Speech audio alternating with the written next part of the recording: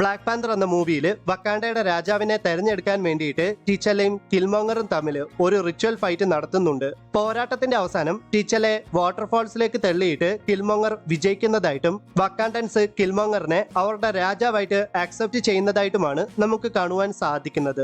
ഇവിടെ ഈ സീനിൽ നിങ്ങൾ ശ്രദ്ധിച്ചു നോക്കുകയാണെങ്കിൽ ഒക്കോയെ മാത്രം കിൽമോങ്ങറിനെ ക്രോസ് ആം സല്യൂട്ട് ചെയ്യാതെ നിൽക്കുന്നതായിട്ട് നമുക്ക് കാണാം. എന്നാലും അവിടെ നിന്ന വക്കാണ്ടൻസ് എല്ലാവരും കിൽമോങ്ങറിനെ ക്രോസ് ആം സല്യൂട്ട് ചെയ്യുമ്പോൾ എന്തുകൊണ്ടാകാം ഒക്കോയെ മാത്രം കിൽമോങ്ങറിനെ ക്രോസ് ആം സല്യൂട്ട് ചെയ്യാഞ്ഞത്? പറയാം. അതായത് ടീച്ചലയും കിൽമോങ്ങറും തമ്മിലുള്ള റിച്വൽ ഫൈറ്റ് യഥാർത്ഥത്തിൽ അവസാനിച്ചിട്ടില്ലെന്ന് ഒക്കോയ്ക്ക് നന്നായിട്ട് അറിയാം. കാരണം ആ റിച്വൽ ഫൈറ്റിൽ ടീച്ചല തോൽവി അംഗീകരിക്കുകയോ മരണപ്പെടുകയോ ചെയ്തിട്ടില്ല.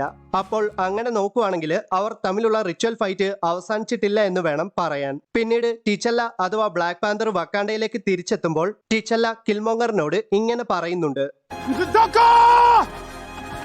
What's up? I never yielded! And as you can see, I am not dead! ആ സമയത്ത് ആ റിച്വൽ ഫൈറ്റിന്റെ ബാക്കി എന്നവണ്ണം ടീച്ചലയും കിൽമോങ്ങർ തമ്മിലായിരുന്നു ഫൈറ്റ് ചെയ്യേണ്ടിയിരുന്നത്. എന്നാൽ കിൽമോങ്ങർ ടീച്ചലയോട് ഫൈറ്റ് ചെയ്യാതെ വക്കാണ്ടയുടെ ബോർഡർ ട്രൈബ്സിനെ ഇറക്കി ടീച്ചലയോട് ഫൈറ്റ് ചെയ്യിപ്പിച്ച് വക്കാണ്ടയുടെ ലോ ബ്രേക്ക് ചെയ്യുകയാണ് ചെയ്തത്.